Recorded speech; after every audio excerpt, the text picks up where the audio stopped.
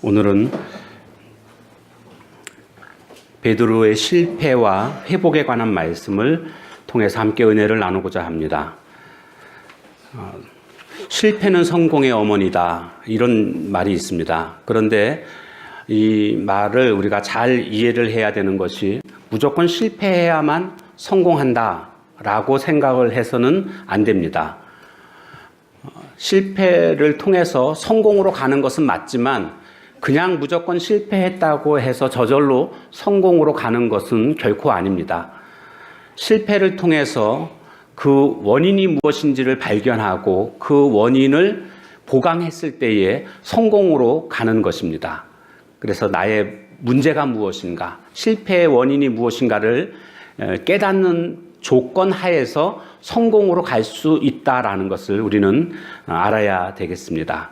오늘 본문에 나오고 있는 베드로는 예수님의 수제자임에도 불구하고 예수님이 십자가 지시는 그 현장에 따라가기까지는 했지만 결국 3번이나 예수님을 부인하고 나중에는 저주까지 하고 도망치게 되는 실패의 모습을 우리에게 보여주고 있습니다.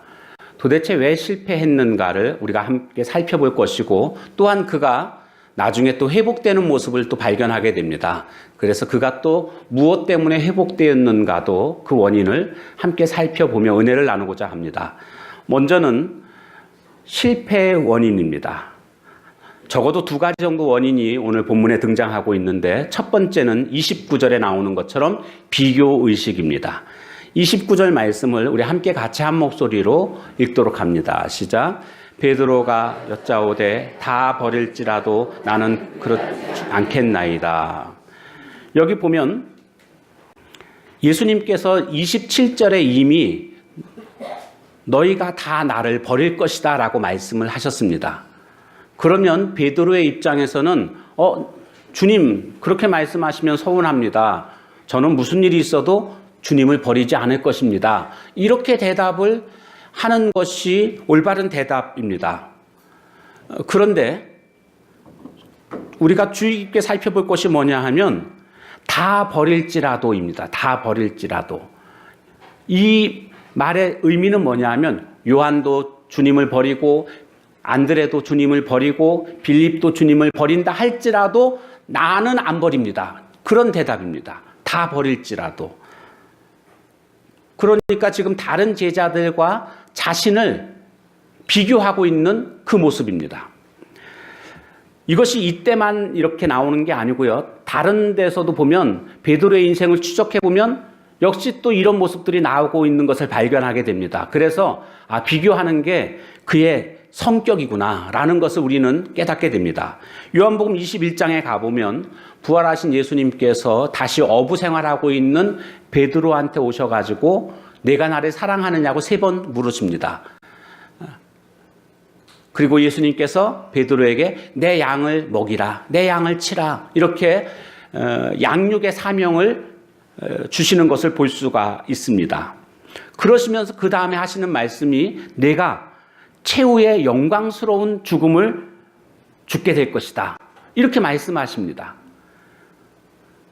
앞으로 베드로가 어떻게 죽을 것인가에 대한 예언의 말씀입니다. 이 말씀을 들었을 때의 베드로의 반응은 주님, 제가 영광스럽게 죽는다고요? 알겠습니다. 그러면 각오하고 그 길을 열심히 잘 달려가서 영광스럽게 제 생애를 마무리하겠습니다.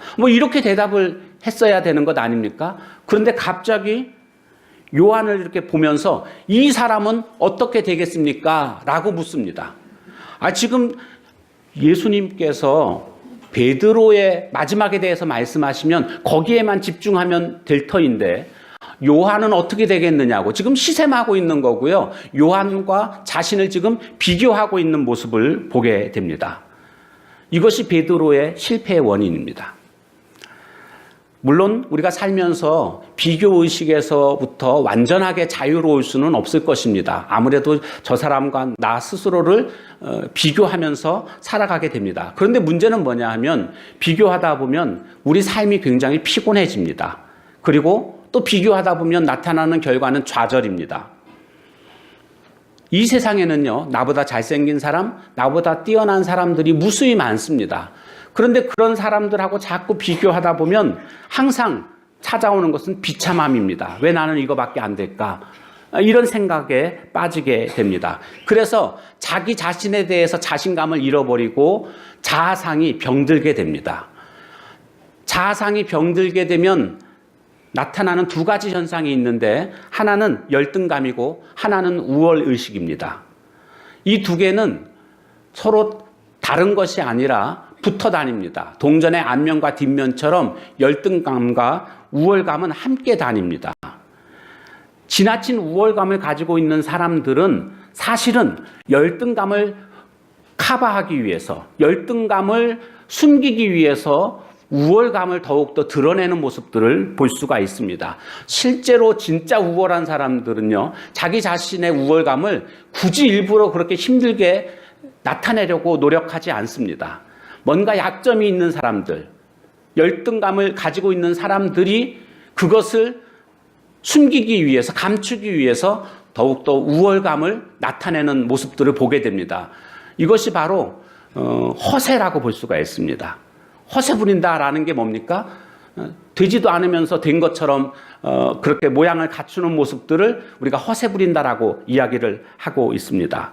베드로가 지금 저는 염려 마십시오. 다른 제자들은 다 버려도 저는 절대로 주님을 버리지 않습니다. 이렇게 강하게 말하고 있는 게 이게 허세입니다. 이게 지금 자신의 우월감을 말하고 있는 것인데요.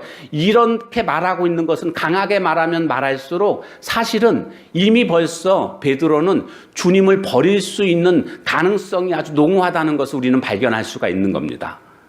그렇기 때문에 그는 지금 우월감으로 나는 절대로 다 버릴지라도 안 버린다라고 말하고 있는 겁니다. 이거 비교의식 가지고 있는 거 이거 치유받아야 됩니다. 그래야 인생이 건강해집니다. 비교의식 가지고 살게 되면 인생이 굉장히 불행한 인생들을 살아가게 됩니다. 그러면 어떻게 이 비교의식을 치유할 수 있을까요? 그 반대되는 개념을 우리가 깨달으면 됩니다. 반대되는 개념이 뭐냐 하면 창조의식입니다. 자녀들이 가장 싫어하는 게 뭡니까? 다른 친구들하고 비교하는 겁니다. 쟤는 요번에 점수 몇 점 맞았다고 그러더라. 쟤는야 집에서 다 청소도 한다고 그러더라. 뭐 이러면서 계속 다른 집 아이들과 비교하게 되면 아이들은 화가 나는 겁니다. 그러면서 아이들이 속으로는 무슨 말 하는가 제가 알아봤거든요. 그랬더니 그런 말을 들을 때 아이들이 속으로 이런 얘기를 한답니다. 누구네 엄마는 되게 잘해주던데. 그러니까 똑같은 말을 하고 싶은 거예요. 그런데 괜히 입 밖으로 말했다가는 더 많이 맞을 것 같으니까 말은 차마 못하고 있지만 속마음은 다 그런 생각들을 하고 있다라는 겁니다. 소심한 복수를 하고 있는 거죠. 비교할 때 비교당하는 것을 좋아하는 사람은 없을 것입니다. 그렇기 때문에 이 비교의식을 가져서는 안 되는데 가장 중요한 것은요. 하나님께서 우리를 다 다르게 창조하셨다는 사실을 우리는 꼭 알아야 됩니다. 쌍둥이도 유전자 검사를 해보면 결국에는 다릅니다. 다 똑같은 사람이 이 지구상에는 단 한 명도 없습니다. 전에도 없었고 앞으로도 없습니다. 그것은 무엇을 의미합니까? 하나님께서는 똑같은 삶을 다 살라고 기대하지 않는다는 사실입니다. 다 다르다는 겁니다. 그래서 저마다의 다른 삶의 계획을 하나님은 기대하고 계십니다. 우리에게 주신 달란트가 있을 것입니다. 우리에게 주신 개성이 있습니다. 그거대로 살면 되는 겁니다. 남과 같이 살아야 될 필요가 없습니다. 하나님은 우리를 창조하시되 고유하게 창조하셨고 고유하게 삶을 살라고 하나님은 기대하고 계십니다. 왜 내가 다른 사람의 삶을 모방해야 됩니까? 나는 나로서 만족한 것입니다. 그렇게 살아가야 됩니다. 그러지 않게 되면 남과 같이 살려고 하다 보면 그때부터 좌절감에 시달리게 되는 겁니다. 베드로는 비교하기 바빴고 그래서 이미 벌써 그는 실패하는 삶을 사는 것을 준비하고 있다는 것을 우리가 알 수가 있습니다. 비교된 삶을 살아서는 안 되겠습니다. 두 번째로 실패의 원인이 있습니다. 바로 그것은 소극적인 신앙생활이었습니다. 소극적인 삶. 원래 베드로는 굉장히 정열적이고 적극적인 사람 아닙니까? 그런데 어느 순간 이 소극적인 모습으로 돌아가는 모습을 보게 됩니다. 그의 삶이 후퇴하고 있는 모습을 보게 됩니다. 예수님을 부인하기 직전 그 상황의 말씀이 54절 말씀인데요. 54절 말씀 우리 한번 같이 볼까요? 시작. 베드로가 예수를 멀찍이 쫓다가 대제사장의 집들 안까지 들어가서 과 함께 앉아 불을 쬐더라. 여기 보면 아주 재미있는 표현이 나옵니다. 베드로가 예수님을 따라가는데 어떻게 따라갔다고요? 멀찍이 따라갔다는 겁니다. 멀찍이 따라갔다. 이것을 일부러 강조해서 지금 이렇게 표현하고 있습니다. 그러니까 주님 곁에서 늘 가까이 있었던 베드로인데 지금 멀찍이 떨어져 있는 모습을 보게 됩니다. 이것이 문제였다라는 겁니다. 여러분 예배 드릴 때도 가능한 한 앞자리에서 좀 예배를 드리십시오. 물론 뒷자리에서 예배 드린다고 해서 뭐 잘못된다라고 볼 수는 없겠지만 앞자리에서 예배를 드리면 예배의 집중도가 일단 좀 높아집니다. 그래서 더 큰 은혜를 누리게 되는 모습을 볼 수가 있습니다. 그래서 가능한 한 앞자리에서 예배를 드리는 분들이 신앙이 성장하는 모습들을 볼 수가 있습니다. 여러분 학교에서도 공부 잘하는 사람들은 자꾸 앞으로 가려고 그러죠. 그런데 공부하기 싫은 사람들은 자꾸 뒷자리를 앉으려고 합니다.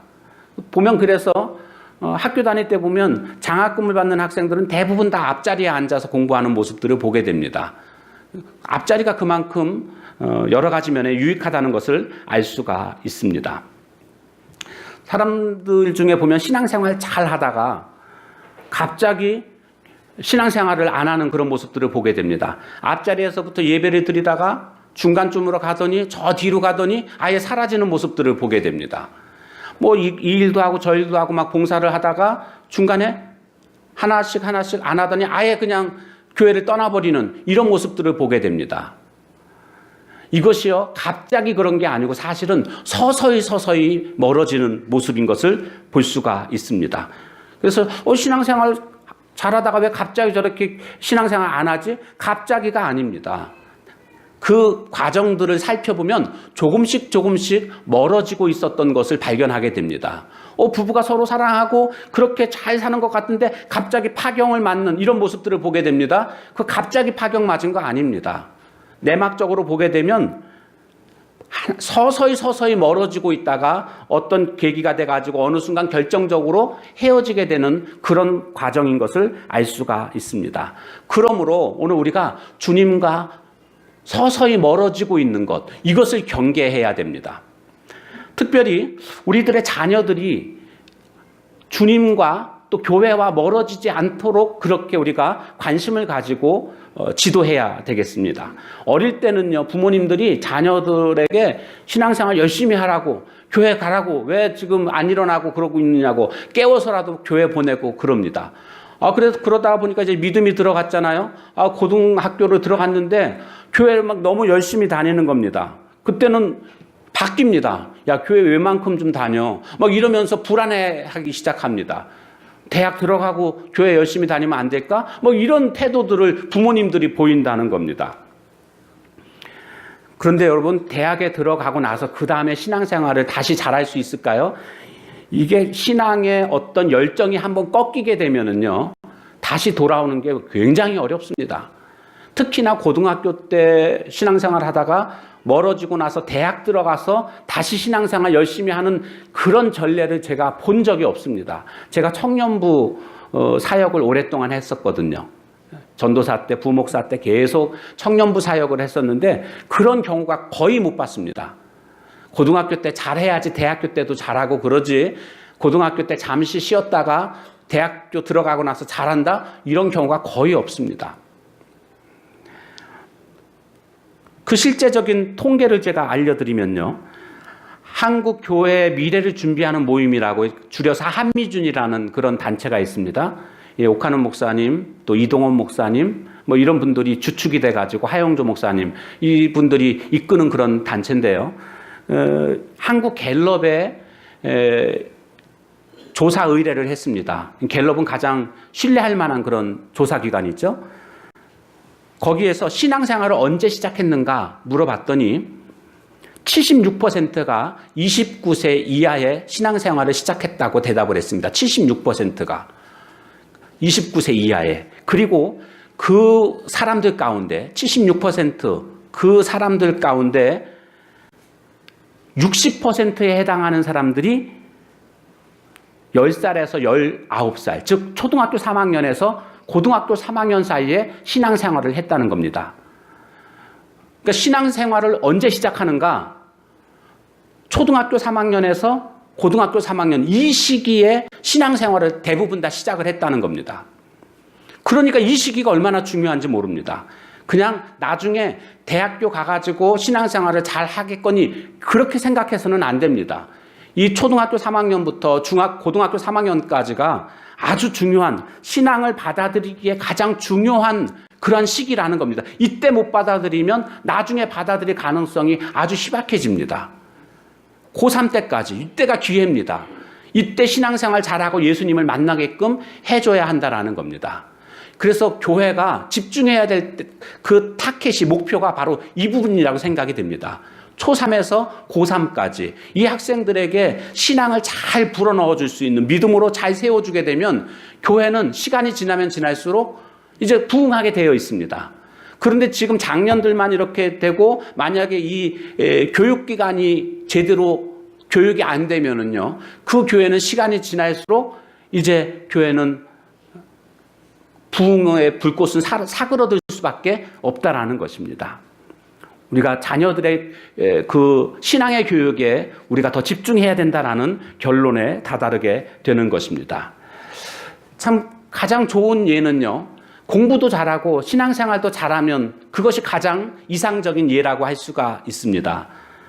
그렇지만 둘 다 안 된다고 하면, 그래서 둘 중에 하나를 선택해야만 한다고 한다면 저는 강력하게 신앙을 선택하라고 말씀드리고 싶습니다. 왜냐하면 지금 대학교에 좋은 대학, 자기가 원하는 좋은 대학교에 들어갔습니다. 그런데 신앙으로 다시 돌아올 수 있는 확률이 아까 말씀드린 것처럼 그렇게 높지가 않습니다. 희박합니다. 만약에 그렇게 된다고 한다면 그냥 그렇게 살다가 예수님 믿지 않고 그냥 죽게 된다면 지옥에 가는 것 아닙니까? 좋은 대학 나왔으면 뭐합니까? 반면에 대학은 조금 좋지 않은 데를 간다 할지라도 신앙적으로 잘 정립된 신앙인이 됐다고 한다면 저는 확신하기는 그 사람은 하나님께서 반드시 책임져 주시고 회복시켜 주신다는 사실입니다. 지금은 조금 손해본 것 같지만 하나님은 반드시 그것들을 하나님의 방법으로 회복시켜 주십니다. 그러므로 결정적인 시기를 놓쳐서는 안 됩니다. 자녀들을 신앙으로 양육해야 될 이 시기를 놓치지 않고 그들에게 믿음을 불어넣어주는 그런 모습이 있어야 되는 것입니다. 아이들이 그렇게 점점 멀어지게 되면 나중에 아예 멀어지게 되는, 주님을 등진 자로 신앙 없이 살아가는 자가 될 수 있는 그런 결말을 우리는 보게 될지도 모르겠습니다. 오늘 우리 스스로도 마찬가지입니다. 자꾸 소극적으로 후퇴하는 그런 신앙인이 아니라 적극적으로 주님 앞에 살아가는 모습이 되어야 할 줄로 믿습니다. 특별히 성경에 보니까 그 바디메오라는 자가 나오고 있습니다. 이 사람은 적극적인 신앙인의 모습을 우리에게 보여주고 있습니다. 마가복음 10장에 가보면 그는 맹인이었고 거지였습니다. 거지라는 것과 가난하다는 것은 같은 개념이 아닙니다. 완전 다릅니다. 가난하다는 것은 결핍의 문제입니다. 그런데 거지는요, 생존의 문제입니다. 왜냐하면 다른 사람들이 도와주지 않으면 굶어 죽을 수밖에 없는 것이 거지입니다. 맹인이었고 거지였습니다. 그는 맹인이었기 때문에 아마도 교육을 제대로 다 받지 못했으리라고 여겨집니다. 그런가 하면 길가에서 지금 구걸을 하고 있는 모습을 통해서 우리가 짐작하는 것은 가족이 없거나 가족들로부터 버림을 받아서 혼자 생활하고 있다는 것을 또 우리가 짐작할 수가 있습니다. 한마디로 가장 불행한 그런 삶을 살아가고 있는 자가 바디메오였습니다. 그런데 예수님이 지나가신다는 소문을 듣게 됐습니다. 이전에 예수님에 관한 이야기를 들었었거든요. 병든 자를 고친다고, 죽은 자도 살리시는 분이 바로 예수님이시라고. 이 소문을 들었던 바디메오는 그래, 주님만 만날 수만 있다면 내가 주님 앞에 내 병을 아뢰고 내가 고침을 받아야지. 아마 이런 열망을 그는 가졌던 것 같습니다. 여러분, 중요한 게 뭡니까? 능력이 뭡니까? 목마름입니다. 목마름이 있어야 됩니다. 갈망이 있어야 됩니다. 공부하는 것도요, 공부에 대한 목마름이 있는 사람들이 공부할 때 그 결과가 나오는 것 아니겠습니까? 어떤 일을 하든지 간에 목마름, 사모함, 이런 것들이 있어야 됩니다. 시편 107편 9절에 보면 그가 사모하는 영혼에게 만족을 주시며 줄인 영혼에게 좋은 것으로 채워주심이로다, 이런 말씀이 있습니다. 사모하는 영혼에게 만족을 주시고 줄인 영혼에게 좋은 것으로 채워주신다는 겁니다. 목마름, 갈망이 있어야 됩니다. 그래서 이 바디메오는 예수님에 대한 갈망이 있었는데 마침 예수님이 지나가신다는 상황이 됐습니다. 그러자 그는 소리를 높여서 예수님을 부르게 됩니다. 다윗의 자손 예수여, 나를 불쌍히 여겨달라고. 자, 그런데 여러분, 은혜가 임하는 자리에는요, 항상 마귀의 방해 세력도 함께 한다는 것을 우리는 꼭 기억해야 되겠습니다. 그가 소리를 지르자 사람들이 뭐라고 합니까? 꾸짖어 잠잠하라, 이렇게 막 꾸짖습니다. 조용히 좀 하라고. 그런데 바디메오는 거기에서 멈추지 않았습니다. 그가 더욱 크게 소리 질러 이르되 다윗의 자손 예수여, 나를 불쌍히 여겨달라고 외치는 모습을 보게 됩니다. 담대하게 적극적으로 주님을 부르자 성경에 보니까 예수께서 머물러 서서 그를 부르라 하시니 예수님의 발걸음을 붙잡게 된 겁니다. 예수님이 멈춰 서셨습니다. 그리고는 바디메오 보고 오라고 합니다. 그러자 이 말을 듣고 바디메오는 겉옷을 벗어던지고, 거추장스럽잖아요. 벗어던지고 주님께로 달려갑니다. 이 겉옷은 이불 대용으로 쓰기도 하고 재산 목록입니다. 그래서 예수님 십자가에 못 박히실 때도 그 병사들이 예수님의 겉옷을 차지하기 위해서 제비를 뽑는 장면이 나오게 되지 않습니까? 그만큼 겉옷은 재산입니다. 근데 이 겉옷을 지금 벗어 던집니다. 지금 뭐 이게 재산이고 비싸고 이게 문제가 아니고요, 예수님에게 나아가는데 거추장스러우면 안 되겠다, 빨리 나가야지, 이것이 바로 바디메오의 마음 상태였습니다. 그리고는 달려갔습니다. 뛰었습니다. 맹인이 뛴다는 것은요, 놀라운 일 아닙니까? 겁이 나죠. 어디 쾅 부딪힐 수가 있는 상황이기 때문에 뛸 수가 없습니다. 그럼에도 불구하고 그는 예수님께 뛰어나가는 모습을 보게 됩니다. 그런 적극적인 모습, 바로 이 모습으로 말미암아 주님의 발걸음을 붙잡을 수 있었고 그는 눈을 뜰 수 있었던 것임을 우리가 깨닫게 되는 것입니다. 신앙은 이렇게 좀 적극적이어야 됩니다. 소극적인 모습으로 신앙생활을 하려고 하면 안 됩니다. 그냥 대충 그냥 중간이만 가면 되지 뭐 이런 식으로 해서는 안 됩니다. 저는요, 대전이 고향이거든요. 충청도 대전. 그러니까 근데 충청도 분들이 그 장점도 많지만 단점이 또 있더라고요. 그 단점이 뭐냐면은요, 그냥 중간만 가면 되지 맨날 이 생각을 하고 있습니다. 대충 그냥 뭐 튈 필요가 뭐 있어, 그냥 중간만 가면 되지, 맨날 이런 말씀들을 많이 하셔가지고 제가 그런 말씀들을 많이 듣고 자랐습니다. 그리고 전도를 해도요, 전도가 진짜 안 되는 데가 충청도입니다. 뭘 얘기를 하면요, 반대를 안 합니다. 이 특성들이 있어요, 지역마다. 전라도 분들은요, 예수님 믿으라고 그러면 아유 알았다고 그렇게 하고는요 안 나옵니다. 이 경상도 분들은요, 예수님 믿으라고 그러면 나 안 믿는다고 이렇게 아주 그냥 대놓고 안 믿는다고 그 얼굴에다가 바로 얘기를 합니다. 좀 민망할 정도로. 그리고 진짜 교회 안 나옵니다. 근데 이 충청도 분들은요, 교회 나오려면 알았다고 대답은 그렇게 하는데 안 나옵니다. 그 지역적인 특성이라고, 이거 제가 말씀드린 게 아니라 그런 데서 목회하시는 분들이 공통적으로 하시는 말씀입니다. 그래서 저도 참 이 충청도의 어떤 기질이 조금 있는지 몰라도 자꾸 중간만 가면 되지 이런 얘기를 자꾸 들어가지고요, 어릴 때는 진짜 그런 줄 알았습니다. 그게 진리고 그렇게 살아가는 것이 좋은 줄 알았는데 전혀 안 그렇더라고요. 성경을 보니까 성경에서 그렇게 살으라고 하는 말씀이 없어요. 뜨겁든지 차갑든지 뭐 그렇게 말씀하고 있지 미지근하게 살아라 이런 말씀이 없거든요. 그런데 신앙생활에 그렇게 하려고 하는 분들이 꽤나 많습니다. 그냥 중간만 가면 되지. 그런데 전혀 성경은 그런 것을 말하고 있지 않습니다. 열정적으로 적극적으로 신앙생활 해야 됩니다. 베드로가 소극적으로 뒤로 물러나다가 이렇게 몰락하고 있는 모습을 우리가 보게 되지 않습니까? 그러므로 우리는 좀 적극적으로 열정적인 신앙생활을 해야 된다라는 것을 우리는 깨닫게 되는 것입니다.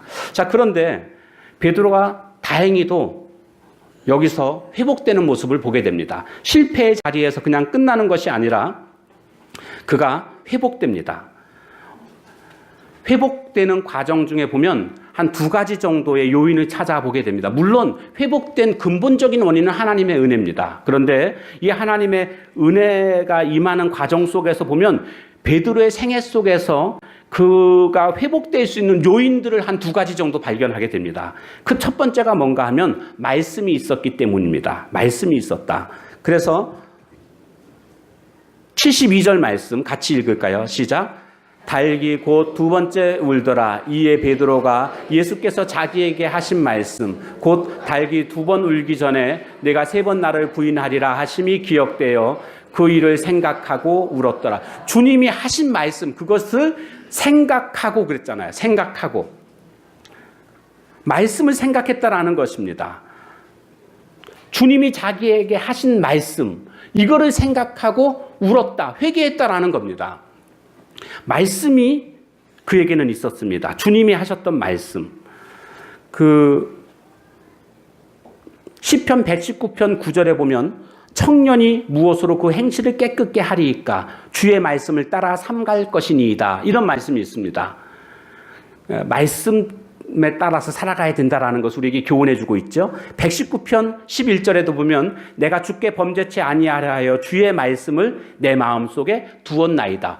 범죄치 않으려면 어떻게 해야 된다고요? 내 마음에 말씀을 두어야 된다라는 것입니다. 그 말씀으로 살아가야 되는 것을 우리에게 강조하고 있습니다. 사막을 횡단하는 낙타를 우리가 보게 되면 등에 불쑥 튀어나온 육봉을 발견하게 됩니다. 저는 어렸을 때 이 육봉이 물주머니라고 그렇게 알았습니다. 그래서 물을 안 마셔도 그 물주머니에서 물을 먹고 낙타가 사막을 횡단할 수 있다. 이렇게 알고 있었는데 나중에 커서 보니까 그게 물주머니가 아니고 그 기름덩어리더라고요. 그래서 낙타는 1달 정도를 먹지 않아도 그 육봉에 기름을 태워가면서 에너지를 얻어가지고 사막을 횡단한다라는 것입니다. 저는 이것을 생각하면서 영적으로 좀 우리가 접근해 보면 우리도 이런 영적 지방 저장소에 하나님의 말씀을 좀 많이 저장해 둬야 되겠구나 이런 생각을 해보게 됩니다. 어떤 때는요 말씀이 나에게 폭포수처럼 막 쏟아질 때가 있습니다. 말씀이 꿀송이처럼 달고요. 그래서 말씀을 읽기 시작하는데 막 1달 만에 막 성경을 다 일독하기도 하고요. 설교를 유튜브를 통해서 막 찾아서 듣게도 되고요. 옛날엔 내가 안 그랬었거든요. 그런데 갑자기 말씀이 그리운 겁니다. 말씀이 좋은 겁니다. 그래서 말씀을 열심히 읽고 막 그렇게 됩니다. 그런데 때로는요, 또 우리가 인생을 살아가면서 광야길을 걸어갈 때가 있습니다. 사막 한가운데를 지나는 것처럼 그래서 말씀이 끊어지게 되는 이런 생활을 경험할 때가 있습니다. 그때는 어떻게 살아가야 될까요? 마치 낙타가 기름덩어리를 태워서 에너지를 얻는 것처럼 우리가 그동안 하나님께서 나에게 주셨던 축적되어 있던 말씀을 태워서 우리가 힘을 얻어서 고난의 시간들을 이겨낼 수 있다라는 것입니다. 사막을 횡단할 수 있다라는 것입니다. 오늘 우리가 그렇게 살아가야 됩니다. 성령님은 어떤 분이시라고 성경에서 말씀하고 있는가 보니까 생각나게 해주시는 분이시다라고 말씀하고 있습니다. 생각난다라는 것은 새로운 것, 모르는 것을 꺼내오는 것이 아니라 우리 속에 저장되어져 있지만은 잠시 잊혀졌던 것들을 기억나게 해주는 것이 생각나게 하는 것이잖아요. 그러니까 말씀을 우리가 미리 다 축적해놔야 됩니다. 열심히 잘 축적해가지고 갖고 있으면 가장 필요할 때, 전도할 때라든가 아니면 내가 고난에 당할 때든가 그때마다 성령님은 말씀을 기억나게 해주실 것이고 그 말씀을 통해서 우리가 새 힘을 얻고 어려움들을 이겨내게 된다라는 것입니다. 우리가 그런 삶을 살아가야 됩니다. 바로 베드로에게는 말씀이 있었습니다. 이 말씀으로 말미암아 그가 승리할 수 있었던 것이고 그가 회복할 수 있었던 것입니다. 두 번째로 그가 회복할 수 있었던 이유가 있습니다. 바로 그것은 기도가 있었기 때문입니다. 기도가 있었다. 오늘 본문과 동일한 그런 누가복음 내용을 보게 되면 31절과 32절 말씀을 우리 함께 같이 읽겠습니다. 시작. 시몬아 시몬아 보라 사탄이 너희를 밀가부르듯 하려고 요구하였으나 그러나 내가 너를 위하여 내 믿음이 떨어지지 않기를 기도하였노니 너는 돌이킨 후에 내 형제를 굳게 하라. 여기 보면 예수님께서 베드로에게 하신 말씀입니다. 사탄이 너를 공격할 테니까 너는 사탄을 경계하라. 그러면서 예수님께서 베드로를 위해서 뭐를 해주셨습니까? 믿음이 떨어지지 않도록 기도해 주셨다라는 겁니다. 그래서 이 위기를 사탄의 공격을 이겨낼 수 있었던 것입니다. 즉 예수님의 중보 기도가 있었던 것입니다. 그래서 그가 회복될 수 있었던 겁니다. 이탈리아의 밀라노 도시의 한 교회에서 있었던 실제 일입니다. 어떤 부인이 예배 시간도 아닌데 교회에 와서 기도를 하는데 어깨를 들썩이면서 통곡하며 기도합니다. 10분이 지나고 20분이 지나고 30분이 지났는데도 여전히 그렇게 울면서 기도를 해서 감독이었던 암브로스가 그 여인에게 다가가서 얘기를 합니다. 무슨 어려운 일이 있으신가요? 라고 묻자 그 여인이 대답을 합니다. 감독님, 우리 아이가 이단에 빠졌습니다. 이 이야기를 듣자 암브로스 감독이 기독교 역사상에 남는 아주 유명한 말을 했습니다. 부인, 걱정하지 마십시오. 기도하는 사람의 자식은 결코 망하지 않습니다. 기도하는 사람의 자식은 결코 망하지 않습니다. 이 이야기를 했습니다. 이 여인은 모니카라는 여인이었고 이 모니카는 성 어거스틴의 어머니입니다. 어거스틴이 젊을 때에 마니교라는 이단에 빠졌었거든요. 그러나 그의 어머니 모니카의 기도로 말미암아 그가 다시 돌아와서 기독교 역사상에 큰 획을 긋는 거대한 거목으로서의 그런 삶을 살아가고 많은 사람들에게 선한 영향을 끼치는 모습을 보게 됩니다. 이처럼 기도하는 것, 중보 기도하는 것이 얼마나 중요한가를 우리는 깨달을 수가 있습니다. 예수님의 중보 기도로 베드로가 다시 회복할 수 있었던 것입니다. 2월 마지막 주는 새학년 새학기 자녀들을 위한 작정밤 기도회를 하게 됩니다. 우리는 해마다 이맘때가 되면 작정밤 기도회를 특별히 자녀들을 위해서 기도하는 시간을 갖고 있습니다. 다시 한번 말씀드리지만 기도하는 사람의 자녀는 결코 망하지 않는다는 말씀을 우리가 마음에 새기고 이 작정밤 기도회에 우리 자녀들과 함께 같이 나와서 기도할 때에 주님께서 책임져 주시는, 주님께서 은혜를 베푸시는 것들을 우리는 경험하게 될 줄로 믿습니다. 우리 모두가 이 기회를 놓치지 마십시오. 기도할 수 있을 때에 기도해야 됩니다. 가장 결정적인 순간에 그 자리에 없으면 한이 맺히게 됩니다. 축구 경기를 보는데, 월드컵을 보는데 우리나라가 골인을 넣었는데 화장실에 잠깐 나갔다 들어왔는데 그 사이에 만약에 골인을 넣었다. 그러면 얼마나 억울합니까? 그런 것처럼 말이죠. 주님이 역사하시는 그 시간에 거기에 없으면요, 그게 한이 맺히는 겁니다. 도마가 그랬습니다. 주님이, 부활하신 주님이 제자들한테 와서는 내가 부활했다라는 것을 알리셨거든요. 그 자리에 도마가 마침 없었습니다. 그리고 나니까 돌아와 보니까 제자들이 예수님 부활하셨다고, 그분이 오셨다고 그러니까 도마가 뭐라고 얘기하죠? 나는 못 봤으니까 나는 못 믿겠다는 겁니다. 그 자리에 없었기 때문에 그런 겁니다. 나중에 예수님이 다시 찾아오셨죠. 도마가 있을 때. 일주일 있다가 다시 도마 있을 때 와가지고 도마야 네가 말했던 것처럼 손가락 넣어봐. 여기 못 찔린 거 넣어보고 여기 허리에 창이 찔렸었는데 한번 손 넣어봐. 그러니까 그때 도마가 할 말이 없잖아요. 그래서 죄송해가지고. 그래서 우리가 지금까지도 이 도마를 뭐라고 부르죠? 도마 앞에 붙이는 이름이 뭐죠? 의심 많은 제자 도마, 의심 많은 도마. 이렇게 불명예스러운 이름이, 별명이 따라다니고 있는 모습을 보게 됩니다. 기도의 자리, 기도의 기회에 우리 모두가 기도의 사람으로 거듭나는 시간이 되기를 소망합니다. 자녀들을 위해서 부모가 해줄 수 있는 가장 큰 선물이 뭘까요? 그들을 이끌고 함께 같이 기도해 주는 것입니다. 손을 붙잡고 기도해 주고 머리에 손을 얹고 기도해 주고 축복해 주는 부모의 축복 기도가 가장 좋은 그런 축복 기도인 줄로 믿습니다. 말씀을 마무리하려고 합니다. 베드로는 실패했습니다. 그는 비교의식 때문에 실패했었고 그는 소극적인 신앙생활로 말미암아 실패했습니다. 그러나 다행스럽게 그는 회복됐습니다. 회복된 이유는 두 가지였습니다. 말씀이 있었기 때문입니다. 말씀을 사모하십시오. 말씀을 가까이 하십시오. 그리고 두 번째로 기도가 있었기 때문입니다. 기도를 소홀히 하지 마십시오. 기도를 통해서 은혜를 누리고 기도를 통해서 하나님의 능력을 경험하게 될 것이고 기도를 통해서 하나님과 교제하게 될 것입니다.